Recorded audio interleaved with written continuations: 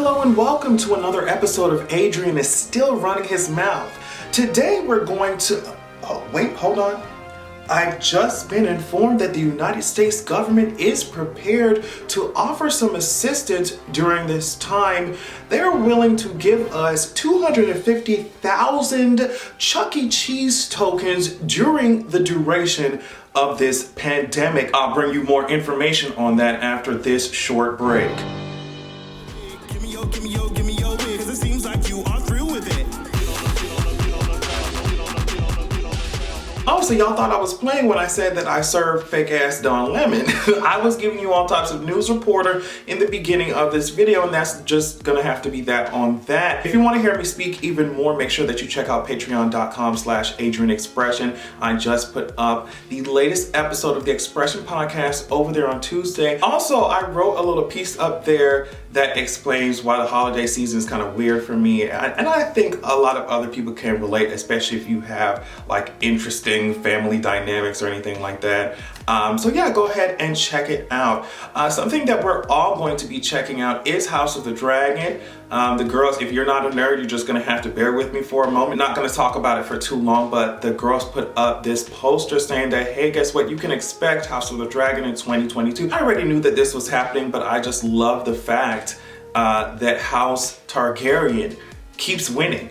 And I know a lot of you might be pressed and bothered about that. You might be annoyed by the blood of old Valyria. But honestly, if you just got with the winning team, you wouldn't have to be worried about anything. I want to make sure that you all know that you must bend that knee, okay? Or else you're going to experience the dragon's fire, no Varys.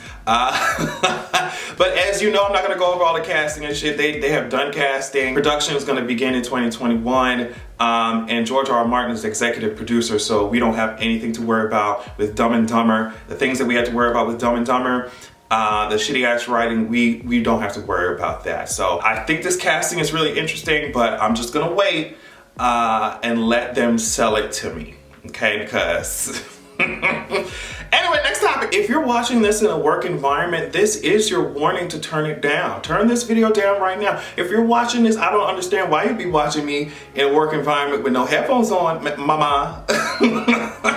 But if you are, you need to put the headphones in. You need to turn it. If you're around kids, I don't know why you'd be watching me around kids either. You need to turn this shit down. Okay, so now the girls are wilding on Clubhouse. Remember we brought up this app. The girls are really run into it. It's a place where you can have like a bunch of people talking at the same time. They go in rooms, but actually like talking audio. It's almost like shared podcast type of tease, right? So I guess Lakeith ass was on Clubhouse and they were having moaning competitions. I don't know if it's moaning. I think it grew from moaning rooms to moaning competitions. They were like offering cash prizes to people who could moan the best. And if you just go ahead and listen. All right, let me know when y'all ready. I'm ready. Yeah, Right. Wait, Yeah. you ready? I'm ready. I was ready yesterday. We ready. Right. All right. Oh, fuck yeah, baby. Oh, I'm in love. Yeah, I think he did a good job. But it was just the responses from me. And the whole reason for me bringing this up is just to say that we need the doors to this, social distancing, to this lockdown, this fake ass lockdown, because that's what it is. Everybody out and about anyway. We need the doors to be lifted up because y'all are moaning on Clubhouse for cash prizes. First of all, I would like to try. Second of all, yeah, we need for people to get fresh air. Y'all are moaning into y'all phones. I want a video recording set up of y'all moaning into y'all phones on Clubhouse, for some coin. And for those of you who won, you can go ahead and cash at me. So tell me why I was so excited for Cyberpunk and everything. I didn't even realize they were giving very much cop apologist type of tease, but I mean, even further than that, there are so many bugs and shit that PSN said, girl, guess what? We're taking this shit down. Literally, PlayStation Network said, y'all hoes who bought this shit, y'all gonna get your refunds. This shit was so buggy, it was so fucked up. So yeah, just really quick, for those of y'all who've been playing Cyberpunk and you felt like it was just too buggy, too fucked up, you can go ahead and you can get a refund. They're offering refunds. They took that shit off of the out of the PlayStation Store and they're offering refunds. Miss Mama's times is tough. If you bought that hoe and you want your money back, go ahead, go to their website, get your money back, girl. I mean, I'm so mad about it. For it to be called Cyberpunk, you know, bugs and all that shit aside, it was not giving me very punk. It wasn't giving me punk, whatever. Those of you who want your money back, you can get your money back. Next topic. So I want you to take a close look at this photo and tell me what you see. That's completely correct. We see two cishet niggas in front of a microphone, in front of microphones. And usually what that means is it's about to be some bullshit. That's usually what it means. It's about to be some bullshit, and it was. Now, I'm not gonna go too hard on 21 Savage because I feel like it was trying to guide the conversation in a different direction, but T.I. is just T.I. Like, he's just going to be T.I. Unashamed that he is so obsessed with his daughter's like body and sexuality. It's just so strange. So, you know, I think they started the conversation off talking about, oh, well 21 said like, I am much more overprotective of, you know, my daughter than I am my son, and T.I. agreed. And 21 Savage was trying to say like, I think it's because of the way that we know how we can treat women, and we don't want that shit to happen to our daughter. And then T.I. gonna come back with, oh, but she can get pregnant. And a guy can't, and a son can't. And 21 was like, okay, that too, but it's like, I wasn't jumping to that shit, but okay. 21 also said, I want my daughter to be able to feel real love, to know what real love is, so that she can discern, I guess, the difference between real love and these clowns, these niggas that be running around here. And T.I. was just on a different kind of plane. One of the things he said basically was that quality time with his daughter, doing things with his daughter, going out with his daughter, just doing things together, family time with his daughter. He calls that time, he calls it thought prevention hours. T-H-O-T, thought prevention, whole prevention, I guess. So I guess the only reason, can you imagine like watching your father go on every chance he gets, go on saying that, you know, the only reason why I spend time with my daughter is to prevent her from becoming a hoe. Literally like, oh, if you don't spend time with her, she's gonna end up on the pole. And it's just crazy because it's like a cognitive dissonance. You teach your sons to treat women whatever, and you ain't shit if you ain't get no pussy, and you get pussy by whatever means necessary. Then you teach your daughters to not stay away from men, close your legs, sex isn't for you, and even if you do like it, it's wrong if you like it. And so it's like, oh, I don't know why. They started a conversation. I don't know why I'm more protective of my daughters than I am of my sons. Not realizing that it's how they socialize boys that ends up being so damaging for women everywhere. And it's just, like I said, I think it's crazy that T.I. is talking about, yeah, girl, if you don't spend time with your daughter, you don't want them to end up on a pole. Not because I love my daughter, not because I want to spend time with her and get to know who she actually is. He's saying that instead of like teaching her about her autonomy and, you know, teaching her about boundaries, instead of actually getting to know the person that she is, he says, it's like, the reason why I spend time with your ass is so that you won't become a hoe and like won't end up on the pole. And I think it's so crazy they literally shower money on these type of women. I just feel really bad for his daughters because I can only imagine how annoying it is to not only have grown up hearing that shit or growing up hearing that shit, but to hear him talk about your ass like that, all on social media, all on the media in general. Like every time you scroll, you see his ass talking about your ass being or not being a hoe, your ass being or not being a stripper. It's like, I know they tired of his ashy ass, and I promise you, we all are as well. I hope y'all get through it because that's a mess. that's a whole ass mess. Really quickly before we move on to Ali Larter and Leonard, I just wanted to show you all this picture that kind of went viral on social media. It's Drake putting a do-rag on his kid. Now I tweeted, I was like, he really needs to stop playing games. Like, just send this child supercuts. I also saw this TikTok, and I think it perfectly describes how this child is gonna look with this do-rag on his head. Just wait for it. Exactly. I just thought it was funny. I thought y'all would get a good laugh out of that shit as well. I was like, Mama, all Adonis needs is a good, fresh wig from Supercuts, and that's it. You can stop playing in my face with this durag. So this one is specifically for all my nerds out there who watched Heroes, the TV show that came out in like 2006. If you remember, Ali Larter and Leonard Roberts were playing like this couple, and I think they had a kid named Micah or something like that in the show. Leonard was really excited to be on the show, but he held his tongue for years, and recently he said, hey, guess what? Working on that show was a nightmare. It was disgusting. He said, I had to write this shit down. In the first draft of the pilot, his character, Leonard Roberts' character, was described as a white man's nightmare, literally. That's what it said in the script. We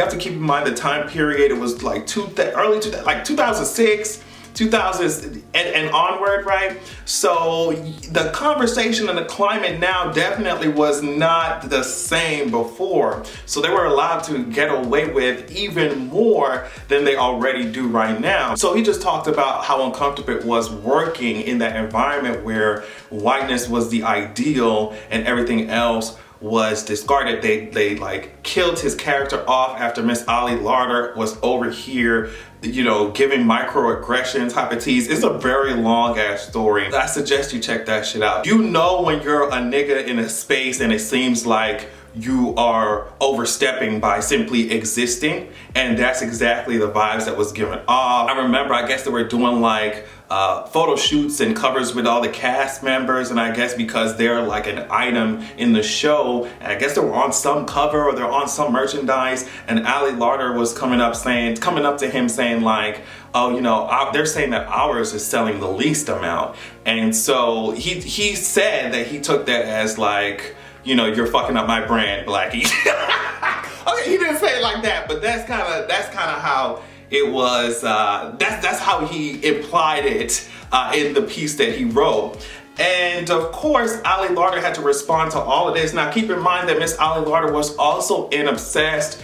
And that's why Beyonce said that she was going to wipe the floor with your skinny ass. I wonder if there are any more stories where that came from. And with the way that she wrote this apology, I think that there might be. So listen to how she writes. She says, I'm deeply saddened to hear about Leonard Roberts' experience on Heroes, and I'm heartbroken reading his perception of our relationship, which absolutely does not match my memory nor experience on the show. I respect Leonard as an artist, and I applaud him or anyone using their voice and platform. I'm truly sorry for any role I may have played in his painful experience during that time, and I wish him and his family the very best. Miss Mamas, what she said, reading his perception of our relationship, which absolutely does not match my memory nor experience on the show. I hate when people like write like that. Bro, I would much rather you call me a cotton picking ass, white nose ass nigga than to be like, oh my God, I love you so much. I'm gonna pretend like I care about this. What you said was some bullshit, but I hope you do well. No. Just go ahead. Say that I need to get back on the motherfucking fields and get back to work, get out the house, because your ass ain't light skinned anyway. You know what I mean? Get out the house and go back on the field and keep picking that cotton. I would much rather someone say that than be like trying to butter me up and like trying to save face. Mama. And keep in mind that this story that Leonard put out was corroborated, by like at least 10 different fucking people separately. So it's like, I feel like if these things did not happen, she would just come out and say, hey girl, they lied on my name. But I feel like many of us have been in that situation where they may not be saying outright, I hate all you niggas, but you can feel that energy, and you can see based off of what people say and the microaggressions and how they treated his character. I mean, he was blindsided, saying that because of the friction between Ali Larter and him, that they were just gonna kill off his character. He was not expecting that shit. So it's like, you can tell when your black ass is taking up space and people don't like that shit. So I don't know, girl, the clown She might take some time, but she always comes back around to motherfucking bite. Like, period. Now, there are a lot of things that you can tell me, but what you cannot tell me is that this particular man does not look like Green Goblin, okay? It's giving very much comic book, and I just want to say that this forehead is running more viciously than my car does when I started up in the wintertime, okay? Any one of those evil people would have done it, but I guess his vote was in particular. The headline reads, GOP Senator Ron Johnson, that's his name, blocks a bill to provide $1,200 stimulus check. So I just wanted to let him know that we unanimously, proudly, loudly, unapologetically say fuck you to Mr. Ron Johnson, okay? Now, if you did not know, Congress and them, they really have to get this stimulus or whatever the fuck type of bill, they have to get this shit together, right?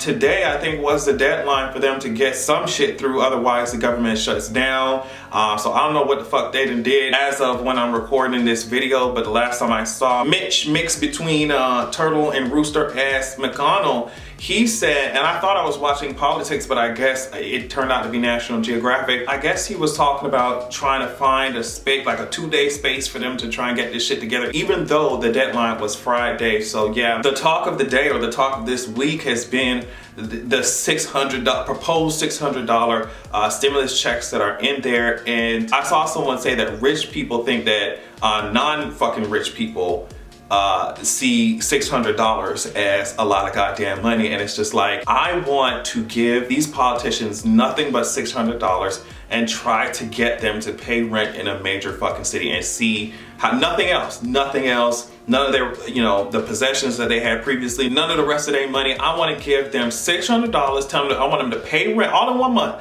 pay rent, buy food, maybe gas or transportation. I want them to take care of themselves, buy some clothes and shit, just with $600, okay? I want to see it happen. Some people are going to be like, Adrian is better than nothing, it's better than nothing. Yeah, and like I brought up I can't remember when I brought it up or where I did, but like I said, when are we going to get to a point where we are just not accepting scraps anymore? When are we going to get to the place where we can finally say, oh, well, this is actually helpful to our community, or our many communities that are speaking up, instead of, oh, well, at least we got the crumbs. Like, I'm tired of it.